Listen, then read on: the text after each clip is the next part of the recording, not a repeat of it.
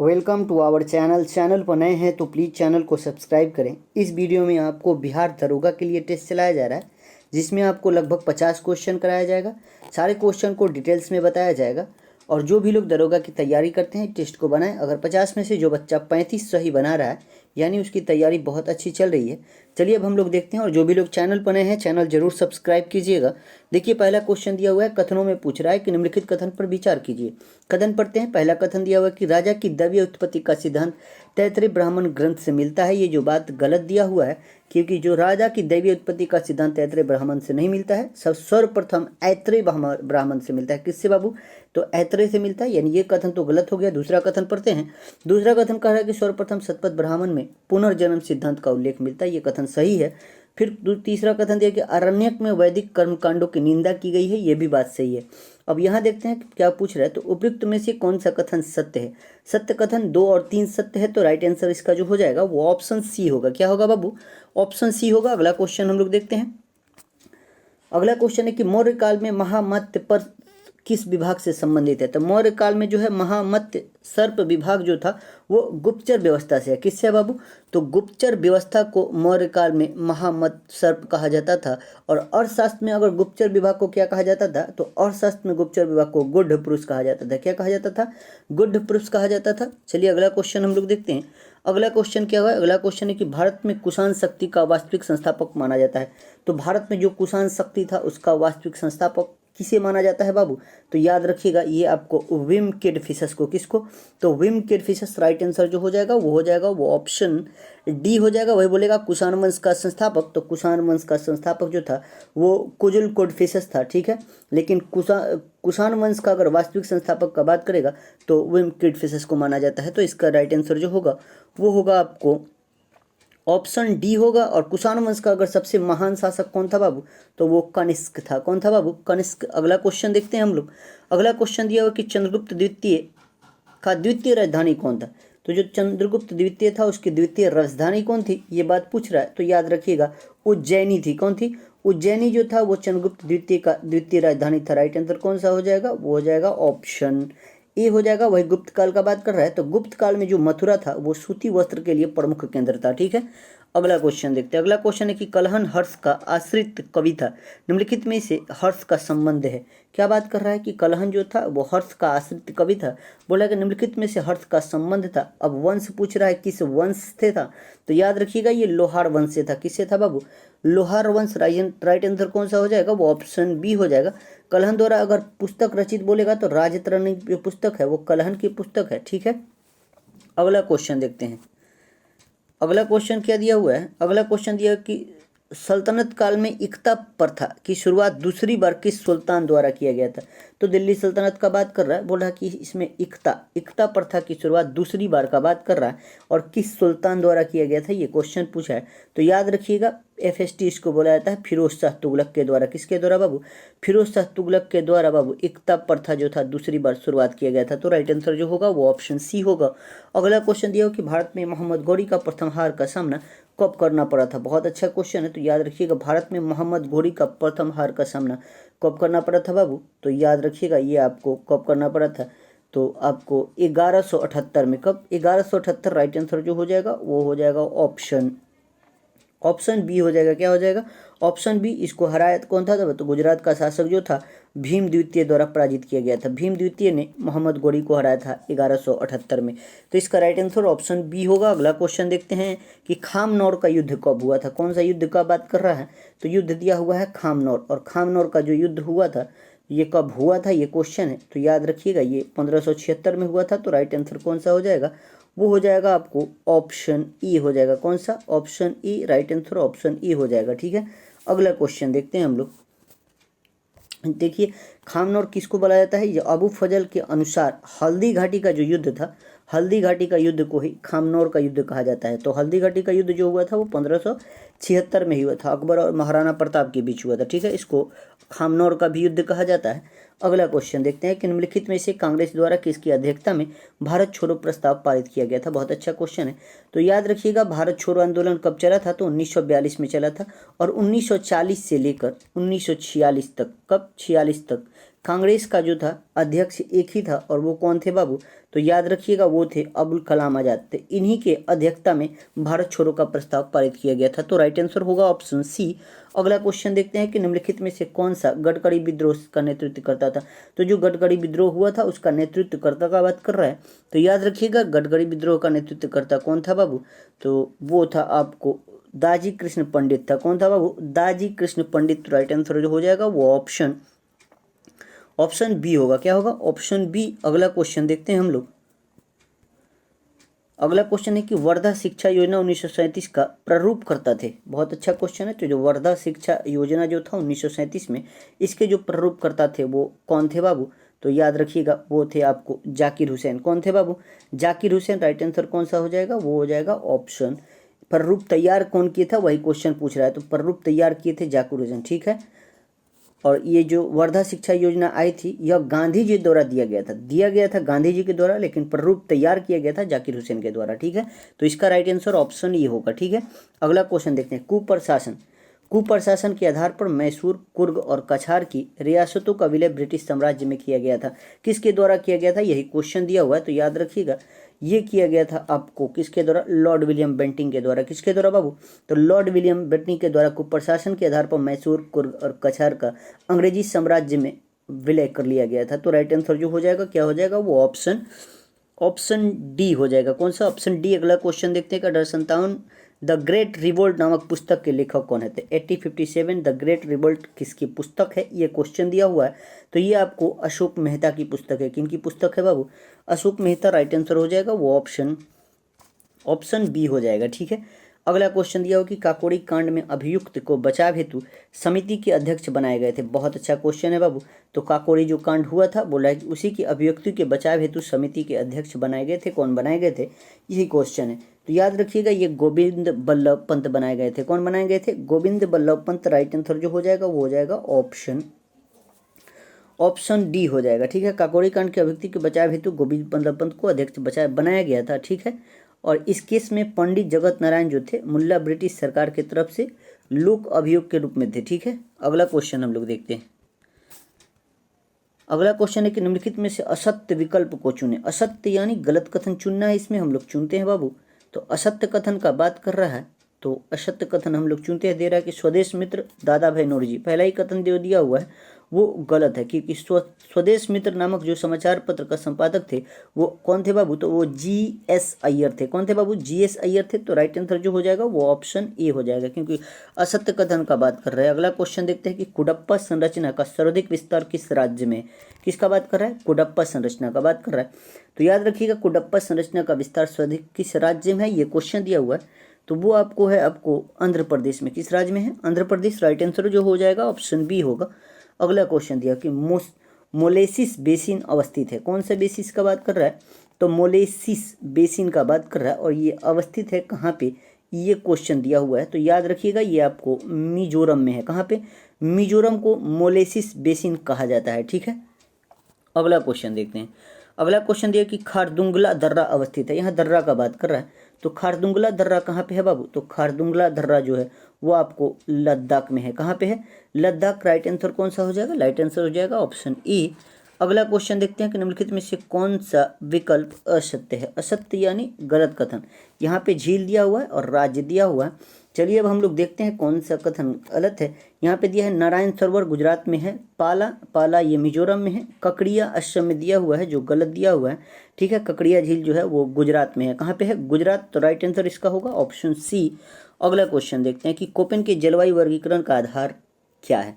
Koppen जो है एक जलवायुविद्ता है, बोल रहा है कि उसका वर्गीकरण का आधार क्या है।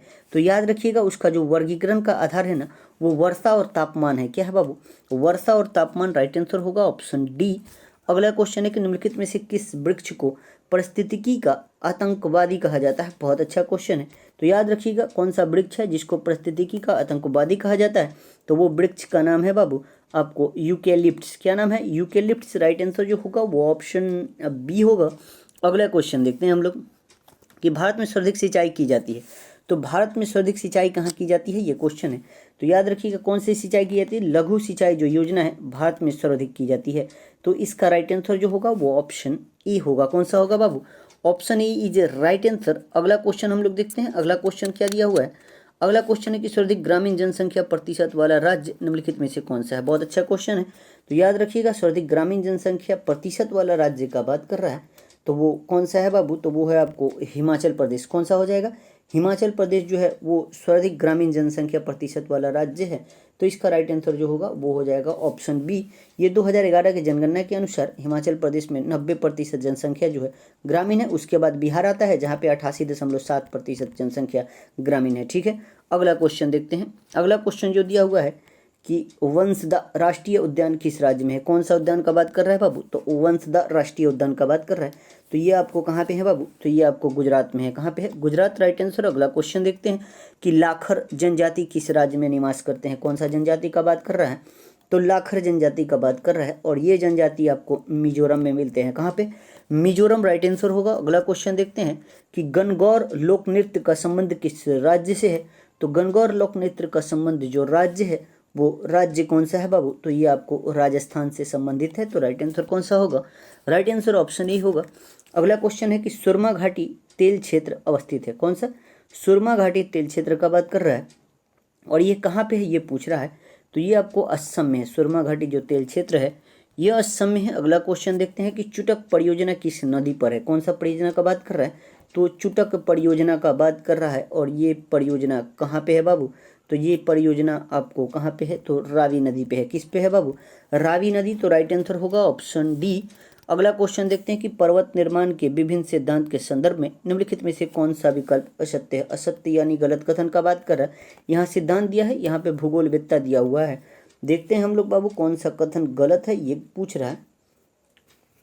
यहाँ गलत कथन का दिया है कि संवहन तरंग होम्स ने दिया था। महाद्वीपीय फिसलन डेली ये भी दिया था। महाद्वीपीय विस्थापन जो जोली दिया हुआ है यही कथन गलत है। तो इसका राइट आंसर जो हो जाएगा वो हो जाएगा आपको सी हो जाएगा, क्योंकि महाद्वीपीय विस्थापन का सिद्धांत जो दिया था वो वेगनर ने दिया था। कौन दिया था बाबू, वेगनर ने दिया था। तो राइट आंसर होगा ऑप्शन सी। अगला क्वेश्चन देखते हैं कि मोजाम्बिक जलधारा किस महासागर की है। मोजाम्बिक, बहुत आसान क्वेश्चन है। तो मोजाम्बिक जलधारा जो है वो किस महासागर की है बाबू, तो ये हिंद महासागर की है। तो राइट आंसर जो हो जाएगा ये हो जाएगा ऑप्शन ए। और ये जलधारा जो है ये गर्म जलधारा है। मोजाम्बिक कैसी जलधारा है बाबू, तो गर्म जलधारा है। अगला क्वेश्चन है कि संपूर्ण भारत के लिए एक पृथक विधान परिषद की स्थापना निम्नलिखित में से किस अधिनियम की व्यवस्था की गई थी। बहुत अच्छा क्वेश्चन दिया हुआ है, तो याद रखिएगा ये आपको चार्टर्ड एक्ट 1853 के तहत, चार्टर्ड एक्ट 1853 के तहत बाबू संपूर्ण भारत के लिए एक पृथक विधान परिषद की स्थापना के लिए अधिनियम व्यवस्था किया गया था। तो राइट आंसर होगा ऑप्शन बी। अगला क्वेश्चन है कि विधि द्वारा स्थापित प्रक्रिया को भारतीय संविधान में ग्रहण किया गया है।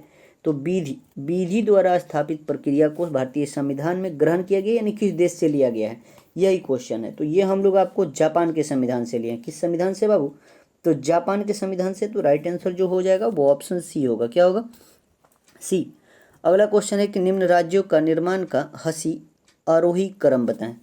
आरोही क्रम बताना है, और यहाँ पे राज्य दिया हुआ है। तो देखते हैं बाबू, पहले दिया हो नागालैंड, फिर दिया हो मेघालय, फिर सिक्किम, अरुणाचल प्रदेश, और यही सही हो जाएगा। तो इसका राइट आंसर जो हो जाएगा वो हो जाएगा ऑप्शन ए, क्योंकि नागालैंड जो था वो भारत का 16वां राज्य बना था जो 1963 में बना था। नागालैंड, मेघालय का बात करेगा तो ये 21वां राज्य बना था 1972 में। ठीक है, और इससे पहले जो था मेघालय जो था 22वां संविधान संशोधन 1969 के तहत जो था वो स्वशासित घोषित किया गया था। ठीक है, चलिए इसका राइट आंसर ऑप्शन ई होगा। अगला क्वेश्चन हम लोग देखते हैं कि निम्नलिखित में से अपने किस वाद में सुप्रीम कोर्ट ने कहा कि भारत में केवल प्राकृतिक व्यक्तियों को ही नागरिकता दी जाएगी और विधिक व्यक्तियों को नहीं। बहुत अच्छा क्वेश्चन दिया हुआ है। तो ये बोल रहा है कि किस वाद में बोला था सुप्रीम कोर्ट ने ये बात, तो ये कौन सा वाद था बाबू, तो ये वाद था आपको बाबू state trading corporation of India limited बनाम कमर्शियल टैक्स ऑफिसर वाद 1963 में। ठीक है, तो राइट आंसर ऑप्शन डी होगा। अगला क्वेश्चन दिया कि परमादेश रीट किसके खिलाफ जारी नहीं हो सकती है। परमादेश का बात कर रहा है, और परमादेश एक रीट है जो आपको रीट जारी किया जाता है सुप्रीम कोर्ट में या हाई कोर्ट में। अगर सुप्रीम कोर्ट में करना है तो आर्टिकल 32 के तहत, हाई कोर्ट करना है तो आर्टिकल 226 के तहत। और यहाँ पे जो परमादेश रीट है बोला किसके खिलाफ जारी नहीं हो सकता है, ये क्वेश्चन दिया हुआ है। तो याद रखिएगा निजी व्यक्ति के तहत हो सकता है, राज्यपाल के तहत हो सकता है, राष्ट्रपति के तहत भी हो सकता है। यहाँ पे सबके साथ हो सकता है, तो राइट आंसर इसका इनमें सभी हो जाएगा। नहीं हो सकता है, इनमें से सभी जो हो जाएगा, इनमें से सभी इन किन्हीं के खिलाफ जो है परमादेश नहीं निकाला जा सकता है। तो राइट आंसर है वो ऑप्शन डी होगा। ठीक है, अगला क्वेश्चन है कि भारत के संविधान में जमींदारी उन्मूलन का उल्लेख कहाँ है। तो जमींदारी उन्मूलन का उल्लेख का बात कर रहा है, तो याद रखिएगा भारतीय संविधान में जमींदारी उल्लेख का भारत के नीति निर्देशक तत्व में दिया गया है। तो राइट आंसर जो होगा वो ऑप्शन बी होगा। क्या होगा बाबू, ऑप्शन बी हो जाएगा। जमींदारी उन्मूलन 9वीं अनुसूची के अतिरिक्त अनुच्छेद 39 के तहत राज्य के नीति निर्देशक सिद्धांत में वर्णित है। ठीक है, तो राइट आंसर कौन सा, ऑप्शन बी। अगला क्वेश्चन है कि उपराष्ट्रपति के चुनाव, क्या दिया हुआ है, क्वेश्चन दिया हुआ है कि उपराष्ट्रपति के चुनाव में प्रस्तावक और अनुमोदक होते हैं। तो उपराष्ट्रपति का जो चुनाव होता है उसमें प्रस्तावक 20 होते हैं, अनुमोदक भी 20 होते हैं। ठीक है, तो 20 राइट आंसर कौन सा हो जाएगा, ऑप्शन सी हो जाएगा। वही राष्ट्रपति का बात करेगा तो जो राष्ट्रपति का चुनाव होता है उसमें प्रस्तावक 50 होते हैं और अनुमोदक भी 50 होते हैं। और प्रस्तावक जो होता है वो अनुमोदक नहीं होता, यानी प्रस्तावक और अनुमोदक जो होता है वो अलग अलग व्यक्ति होता है। ठीक है, ना कि एक ही व्यक्ति होता है। अगला क्वेश्चन दिया कि नियंत्रण एवं महालेखा परीक्षक की रिपोर्ट को संसद के समक्ष रखता है। तो संसद के समक्ष कौन रखता है, ये क्वेश्चन दिया हुआ है। तो संसद के समक्ष राष्ट्रपति रखते हैं। कौन रखते हैं, यानी जो सीएजी का रिपोर्ट होता है वो संसद में राष्ट्रपति रखते हैं। राष्ट्रपति जो है देते हैं संसद में, और ये अध्यक्ष जो है लोक लेखा समिति को देते हैं। तो लोक लेखा समिति जो होता है वो विपक्ष का होता है। ठीक है, और जो रिपोर्ट जो है वो जांच करता है लोक लेखा समिति। ठीक है, अगला क्वेश्चन हम लोग देखते हैं कि संसद को स्थगित करने का अधिकार है। तो संसद को स्थगित करने का अधिकार जो है वो पीठासीन अधिकारी को होता है। पीठासीन अधिकारी कौन होता है, तो लोकसभा में जो होते हैं वो लोकसभा अध्यक्ष होते हैं, और राज्यसभा का बात करेगा तो राज्यसभा में राज्यसभा सभापति होते हैं। इन्हीं को अधिकार होता है संसद को स्थगित करने का। ठीक है, अगला क्वेश्चन हम लोग देखते हैं। अगला क्वेश्चन है कि अनुच्छेद 287 राज्य विधानमंडल को शक्ति को प्रदान करता है। तो अनुच्छेद 287 जो है वो राज्य विधानमंडल के शक्ति को क्या प्रदान करता है, यही क्वेश्चन दिया हुआ। तो याद रखिएगा इसका जो राइट आंसर होगा वो हो जाएगा ऑप्शन ई हो जाएगा, विद्युत की बिक्री और उपभोग पर कर लगाने की। ठीक है, तो राइट आंसर ऑप्शन ई। अगला क्वेश्चन है कि निम्नलिखित में से कौन सी भाषा संविधान की 8वीं अनुसूची में नहीं है का बात कर रहा है। तो नहीं है का बात कर रहा है, तो पहले हम लोग जानते हैं कौन कौन सी भाषा है, और नहीं है का बात कर रहा है तो हमको बस इस तरह चुन लेना है। राजस्थानी जो भाषा है वो आपको इसमें नहीं दिया गया है, तो राइट आंसर जो हो जाएगा वो ऑप्शन सी होगा। ठीक है, क्योंकि गुजराती है, कश्मीरी, डोंगरी दिया गया है, तो राइट आंसर ऑप्शन सी। अगला क्वेश्चन देखते हैं कि राष्ट्रपति शासन पहली बार कितनी अवधि का होता है। तो राष्ट्रपति शासन पहली बार कितनी अवधि का होता है, ये क्वेश्चन दिया हुआ है। तो याद रखिएगा राष्ट्रपति शासन पहली बार 2 माह के लिए होता है। कितने माह के लिए होता है, 2 माह के लिए होता है। तो राइट आंसर जो हो जाएगा वो ऑप्शन बी हो जाएगा। ठीक है, अगला अगर बोलेगा कि राष्ट्रीय आपात जो लगता है तो पहली बार 1 महीने 30 दिन के लिए होता है। ठीक है, लेकिन अगर सदनों से अनुमोदन मिलने के बाद वो 6 माह तक हो जाता है। ठीक, अगला क्वेश्चन देखते हैं। अगला क्वेश्चन है किस संविधान संशोधन के तहत महिलाओं को ग्राम पंचायत में 30% स्थान पर आरक्षित किया गया है। बहुत अच्छा क्वेश्चन है। तो संविधान संशोधन कौन सा हुआ था, तो याद रखिएगा 73वां संविधान संशोधन 1992 के तहत भारतीय संविधान में पंचायती राज्य व्यवस्था का संवैधानिक दर्जा दिया गया था, और इसी के तहत महिलाओं को 30% आरक्षण भी दिया गया था। तो राइट आंसर होगा ऑप्शन सी। अगला क्वेश्चन है कि निम्नलिखित में से कौन सा संवैधानिक निकाय नहीं है। संवैधानिक निकाय नहीं है का बात कर रहा है, तो याद रखिएगा संवैधानिक निकाय का बात केंद्रीय प्रशासनिक अधिकरण। तो याद रखिएगा जो केंद्रीय प्रशासनिक जो है अधिकरण है ये आपको संवैधानिक निकाय नहीं है। तो राइट आंसर कौन सा हो जाएगा, ये हो जाएगा आपको नहीं है का बात कर रहा है, तो ये हो जाएगा राइट आंसर ऑप्शन ए हो जाएगा। ठीक है, अगला क्वेश्चन है कि राज्य विधान परिषद में राज्यपाल द्वारा साहित्य, कला, विज्ञान और समाज सेवी को मनोनीत किया जाता है। तो जो राज्य परिषद होता है उसमें राज्यपाल द्वारा मनोनीत किया जाता है कितने सदस्य को, वही क्वेश्चन दिया हुआ है। तो याद रखिएगा 1/6 सदस्य को जो है वो राज्यपाल मनोनीत करते हैं। कैसे कैसे होता है, तो 1/3 जो होता है वो राज्य का विधानमंडल चुनता है, 1/3 जो है वो आपको नगर निकाय वाले चुनते हैं, 1/6 का बात करेगा तो राज्यपाल मनोनीत करते हैं, 1/3 का बात करेगा तो 1/3 जो है ये शिक्षक चुनते हैं, 1/3 जो होता है ये ग्रेजुएशन पास जो स्टूडेंट होते हैं 3 साल पहले वो चुनते हैं। ठीक है, तो राज्य विधान परिषद ऐसे होता है 1/3, 1/3, 1/6, फिर 1/12 होता है और 1/12 होता है। ठीक है, अगला क्वेश्चन देखते हैं कि जब लिफ्ट एक समान वेग से ऊपर या नीचे जाए तो व्यक्ति का भार में क्या परिवर्तन होगा। तो एक समान से अगर लिफ्ट ऊपर नीचे जाती है वही पूछ रहा है, तो व्यक्ति के जो भार में जो क्या परिवर्तन होता है, तो कोई परिवर्तन नहीं होगा, अपरिवर्तित रहेगा, क्योंकि वेग जो है वो एक समान दिया गया है। अगला क्वेश्चन दिया कि प्रतिस्थापकता सीमा के अंदर किसी वस्तु के उत्पन्न विकृति उस पर लगाए गए प्रतिबल के समानुपाती होता है। यह नियम किसका है?